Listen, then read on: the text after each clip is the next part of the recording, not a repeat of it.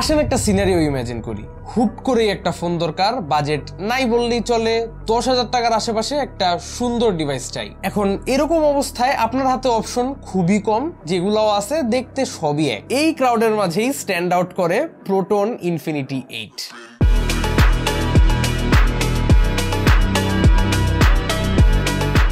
প্রথম দেখায় বোঝার কোনো ওয়েই নাই যে এই ফোনটার দাম 10,000 টাকার আশেপাশে কোথাও হবে। ম্যাসিভ 6.9 ইঞ্চের একটা ডিসপ্লে আছে, রিফ্রেশ রেটও 120 হার্টজ, বড় সড়ো একটা 5200 মিলিঅ্যাম্প পাওয়ারের ব্যাটারিও আছে বটে, 128 জিবির স্টোরেজ পাচ্ছেন, আর প্রাইসটা ধরা হয়েছে শুধুমাত্র 10,500 টাকায়। আই মিন, শুনেই মনে হয় যে ইটস আ গুড ডিল। এই ফোনটাকে বাজারে নিয়ে আসছে Proton Bangladesh. A big thanks to them আমাদের হাতে এই ডিভাইসটি সেন্ড করার জন্য। প্রোটন ইনফিনিটি 8 ডিভাইসটিকে থরলি টেস্ট করে একটা honest and unbiased user review নিয়ে হাজির হয়েছে আপনাদের সামনে। তো চলেন আর দেরি না করে ভিডিও শুরু করা যাক। সম্পূর্ণ ভিডিও জুড়ে আপনাদের সঙ্গে হোস্ট হিসেবে থাকছি আমি কাইফ, আপনারা দেখছেন টেক স্যাভেজ।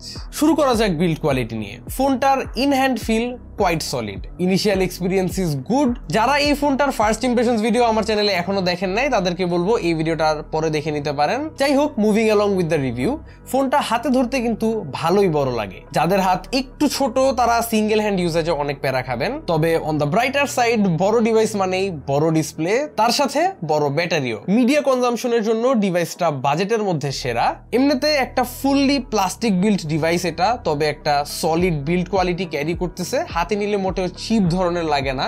ডিজাইন ওয়াইজ কিন্তু ফোনটা এক কথায় অস্থির, যে কেউ দেখেই শকড হবে, এবং কোনো ফ্ল্যাগশিপ ফোন ভেবে ভুল করাটা খুব অস্বাভাবিক কিছু না। ম্যাসিভ একটা ক্যামেরা হাউজিং দেখা যায় পেছনে, এবং তার ঠিক নিচেই খুব ইন্টারেস্টিং একটা মার্বেল লাইক প্যাটার্ন দেখা যায় রিয়ার শেলটায়। ওভারঅল ফোনটার রিয়ার সাইডের ডিজাইনটাই বলা চলে এই ফোনের সবচেয়ে আই ক্যাচিং পার্ট। ফ্রন্টে আসলে দেখতে পাবেন একটা ম্যাসিভ 6.9 ইঞ্চের ডিসপ্লে, এটা একটা আইপিএস প্যানেল, সাথে ওয়াটার ড্রপ নচের দেখা মিলবে টপ সাইডে। আজকাল এই ওয়াটার ড্রপ নচ জিনিসটা হারিয়ে গেছে বললেই চলে, তবে এই ধরনের এক্সট্রিম বাজেট এন্ড ফোনস গুলা এখনো এই ব্যাপারটাকে ধরে রাখছে। ফ্রন্টে বেজেলের পরিমাণ একটু বেশি, যা 1 সেকেন্ড স্বাভাবিক ব্যাপার। প্রোটনের ক্লেম অনুযায়ী ফ্রন্ট সাইডে 90% screen to body ratio maintain করা হচ্ছে, তবে চোখের দেখায় আসলে তা মনে হয় না। ব্যাপারটা মেনে নেওয়া কষ্টের, তবে এটা মেনে নিতেই হবে যে এখানে ডিসপ্লের বেজেলস গুলা ভালোই থিক। চিন বেজেলটা স্পেশালি একটু নোটিসেবল। তবে ঘুরে ফিরে ওই একই কথা, বাজেট বিবেচনা করে এইসব ব্যাপারগুলোকে নর্ম হিসাবেই দেখতে হচ্ছে।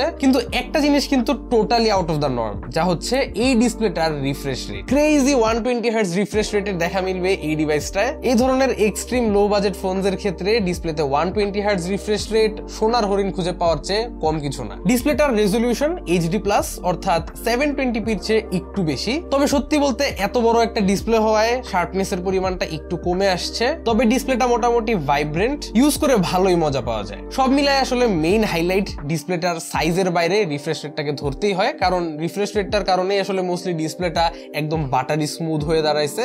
তার উপর দিয়ে ডিভাইসটার মধ্যে আছে স্টক অ্যান্ড্রয়েড ইউআই। এখানে অ্যান্ড্রয়েড 15 রান করছে ডিভাইসটা, যা একটা খুবই ওয়েল অপটিমাইজড ইউআই, যার কারণে কোনো ধরনের বাগস আপনি নোটিস করবেন না। It's very stable.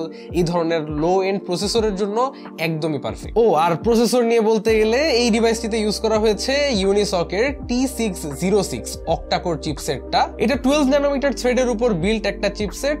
Heavy tasks like gaming এর জন্য এটা সুটেবল না, তবে day to day simple tasks, normally feed scrolling, internet browsing, content consumption, এসবের জন্য একদমই পারফেক্ট। সাথে যুক্ত হয়েছে 4GB র্যাম, যদিও এটাকে এক্সপ্যান্ড করার একটা অপশন আছে সেটিংস থেকে। আরো 4GB র্যাম ভার্চুয়ালি অ্যাড করে 8GB বানানো যায়। তবে সত্যিকার অর্থে যেহেতু এখানে 4GB র্যাম আছে আর চিপসেটটাও মোটামুটি বাজেট এন্ডের, সব মিলায় আপনারা যদি একটু হেভি টাস্কিং করতে চান কিংবা মোটামুটি ব্যাকগ্রাউন্ডে কয়েকটা অ্যাপস নিয়ে মাল্টিটাস্কিং যদি করতে চান, তাহলে ল্যাগের দেখা আপনি পাবেন ফর শিওর। এগুলো দিয়ে আপনারা সিঙ্গেল অ্যাপ ইউসেজ করবেন, এই পর্যন্তই ঠিকঠাক। এমনিতে স্টোরেজের দিক থেকে 128GB অপশন পাচ্ছেন, সো এই দিক থেকে কারো কমপ্লেন থাকার কথা না। Moving on to the camera department, এখানে ফ্রন্টেই একটা 13 মেগাপিক্সেলের ক্যামেরা আছে।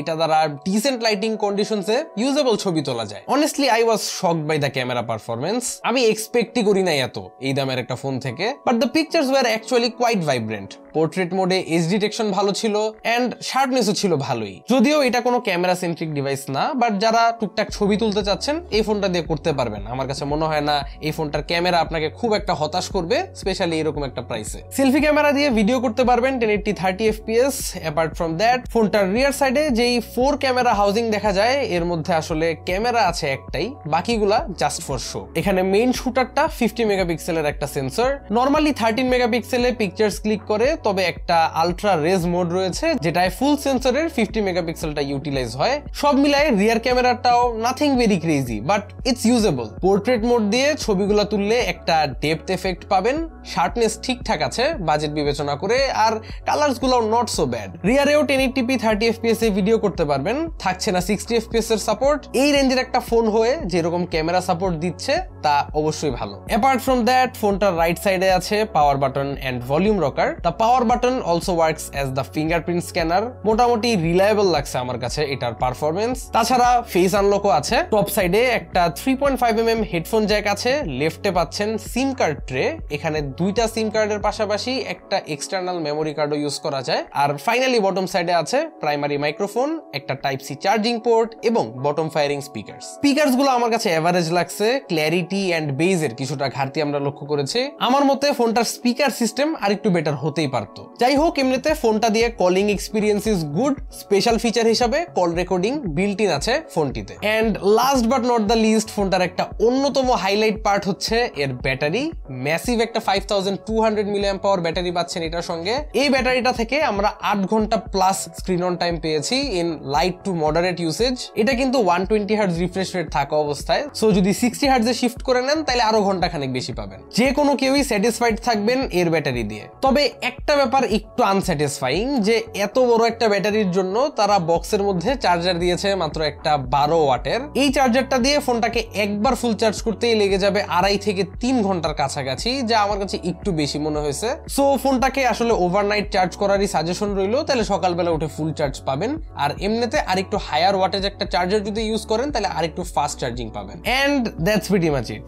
প্রোটন ইনফিনিটি 8 ডিভাইসটা নিয়ে এই ছিল আমার সমস্ত মতামত। একটা লো বাজেট ডিভাইস হিসাবে এর প্রোজ এন্ড কনস থাকবে, তা খুবই স্বাভাবিক একটা ব্যাপার। তবে নেগেটিভ এন্ড পজিটিভ দুইটা মিলাই যদি বলি, এই ডিভাইসটা 10,500 টাকা প্রাইস পয়েন্টে আমার কাছে একটা ওয়ার্থ ইট ডিল বলে মনে হয়েছে ফর পিপল যারা একদম লাইট টাস্কিং করবেন, ফোনের উপর খুব একটা চাপ পড়বে না, টুকটাক ছবি তুলবেন, তাদের জন্য একদমই ঠিকঠাক। এই ফোনটার পারচেস লিংক আমি ডেসক্রিপশন বক্সে দিয়ে দিব। ভিডিওটা যদি ভালো লেগে থাকে চ্যানেলে সাবস্ক্রাইব করতে ভুলবেন না। আশা করি আবারও দেখা হবে আগামী কোনো ভিডিওতে। Till then, have a nice day, piece.